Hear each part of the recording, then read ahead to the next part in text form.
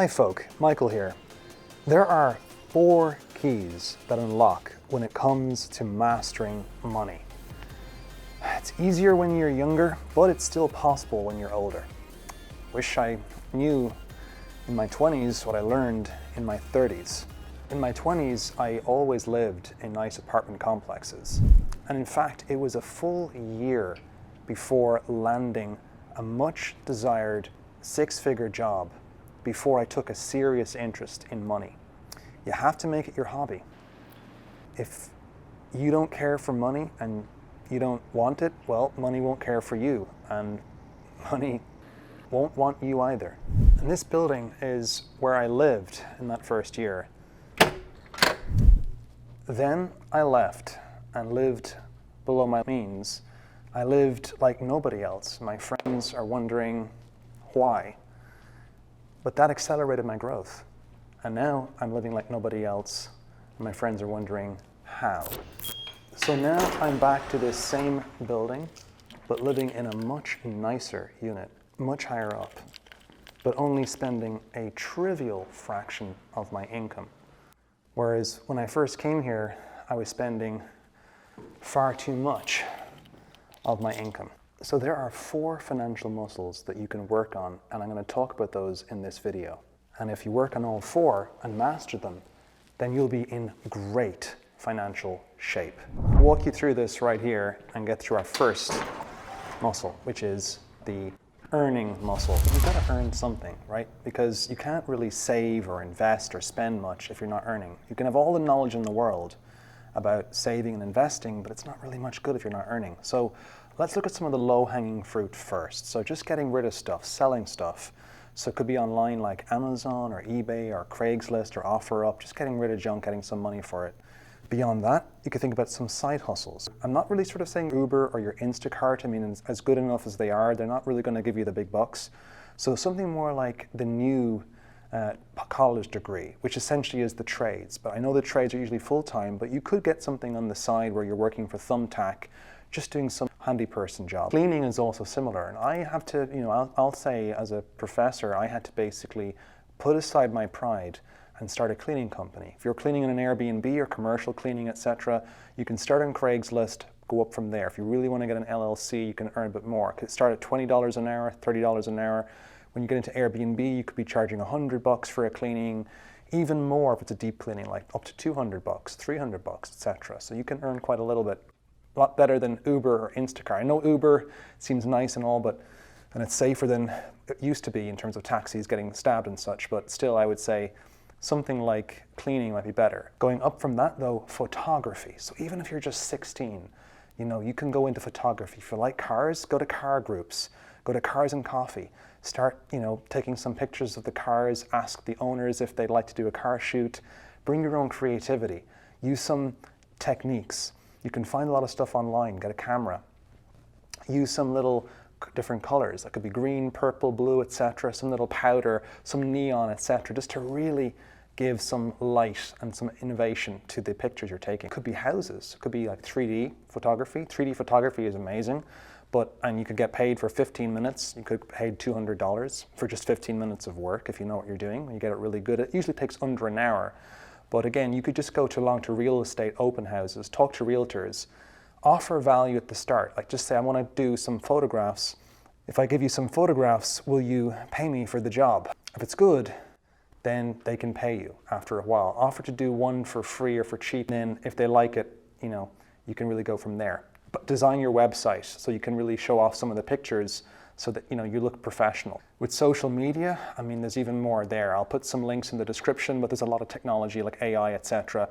Whether it's things like Midjourney, Leonardo AI, Kyber, Runway ML, Pika Labs, LumaDream, Grok AI, ChatGPT. And for sound, you could be thinking about 11 Labs. If you're trying to capture someone's voice, and like Morgan Freeman or something, RVC voice conversion, Tortoise TTS, etc. But getting more into big earning, you're thinking about something like maybe a career.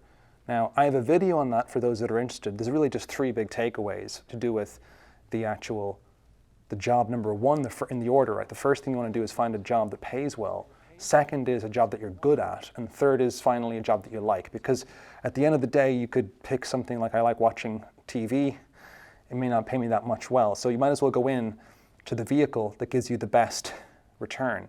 If you're thinking about you're good with children, maybe it's teaching or maybe it's nursing. Well, if you're on the border, nursing probably pays more than teaching in most cases. Similar skill sets in law and history, similar interest. I mean, you're good at reading, but you like reading books, you like knowledge. Law has probably a better upside. You want to fall in love with that upside risk. So you might as well get into, if you've got two cars, one is an old beat up Honda Civic and the other is a Formula One car.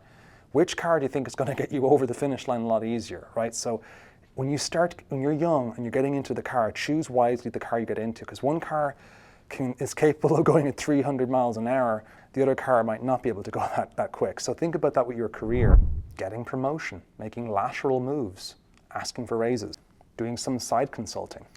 Sales is also one thing. Trying to get something where you're paid on your performance. Sales, or going up high. If you really want to make a lot of money in a career, you can think about doing something like executive suite or C-suite, corporate suite level jobs, where you do an MBA, something like that at a good place, and eventually you climb the way up to being a corporate suite. But in sales, you got your real estate agent. I mean, you don't even need a college degree to become a real estate agent, and you could make a lot of commission. You could make a lot of money in as a real estate agent. You could start that at 18 if you want.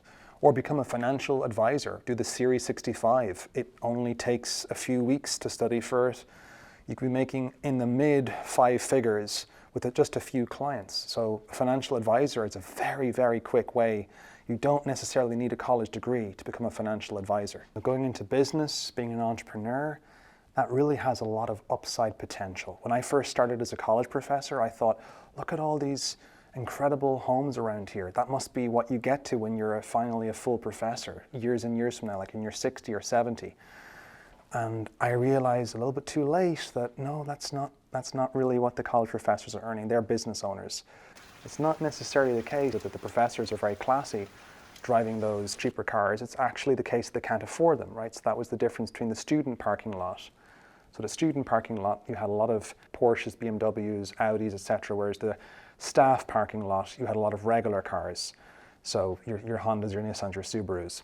And I thought, oh, that's because it's old money and they're used to it, they're not showing off. And little did I know that it was because it was an affording thing as well. It wasn't just that they were 18-year-old kids spending a lot of money on credit cards. It was an affordability issue. So success separates those of us that have persistence from those of us that don't. It's less about IQ, even though there's statistics on that, but it's more about HP or horsepower. So just bit by bit, persistence, tenacity pays off. But do choose the vehicle wisely that you're getting into. So let me tell you, it's not just about how much you earn. It's about how much you keep. And this brings us along to the second financial muscle, which is the savings muscle. It doesn't matter if it's pocket money from your parents, if it's lemonade stand money, if it's you're being a janitor, you're cleaning windows. It doesn't matter if you're earning $300,000 a year or $1 million a year. You've got to keep working if you're spending or burning 100% of your income. If you're spending all that you're making, then you really don't have much freedom. You can enjoy the high life, but it's inadvisable to spend all you're earning all of the time. And this is foundational, guys. So it's a bit like your legs day at the gym. And if you haven't already, you might want to check out my video on savings so you can get some specific pointers there. So investing is like the ultimate graduation, but you can start earlier than you think. It's really about the knowledge and figuring out what you're comfortable with. That's basically the risk tolerance as well as the activity level. How active do you want to be involved in your investments versus passive? Okay, maybe it's active because you're really into real estate like Airbnb and you're not automating it too well. Or maybe it's really passive, more like index fund investment. And of course, it's the next level because, money makes money. It's like Einstein's 8th wonder of the world, compound interest. And that's really what this channel is about, right? It's all about investing. It's like whether it's the real estate, whether it's stock market index funds, whether you're thinking about tax-advantaged retirement accounts, whether it's crypto, whether it's futures, whether it's options, whether it's alternative assets like watches and cars, and more to come in the future.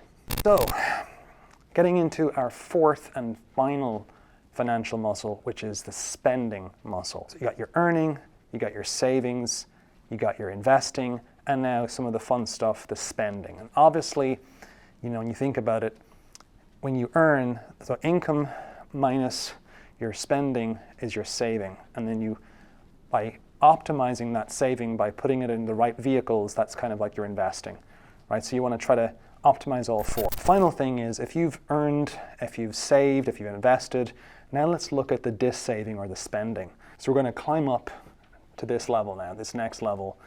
You can live a rich life. This is almost like what Ramit Sethi might say in his idea of living extravagantly or spending extravagantly on things that mean the most to you. So you got to identify what things in life. For me, I love cinema, right? It could be going for massages. It could be, for some, it could be like going for vacations or going for playing chess or eating pizza, whatever it is that you find, you know, you can enjoy.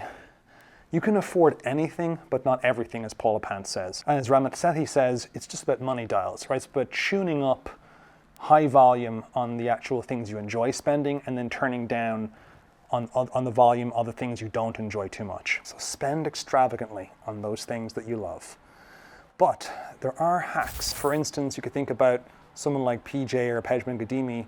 If you really want to afford that luxury watch, right, that top boutique timepiece, whether it's Audemars Piguet, maybe it's something more standard like a Breitling or Omega, or maybe it's a bit better like a Rolex, or even better, more fancy like an Audemars Piguet or Patek Philippe, etc., Richard Mille. Or maybe you really want to drive a Lamborghini, Rolls Royce, a Ferrari, whatever it is. There are ways, and so for example, PJ has all this in the Exotic Car Hacks or Watch Trading Academy. But one of the funnest things to do, right, if you above and beyond living and hacking, is actually giving to charity. That can be like where Dave Ramsey has the legacy journey. He talks about that, about how charitable giving or being generous and giving like nobody else, that can be really fun. So what do you think?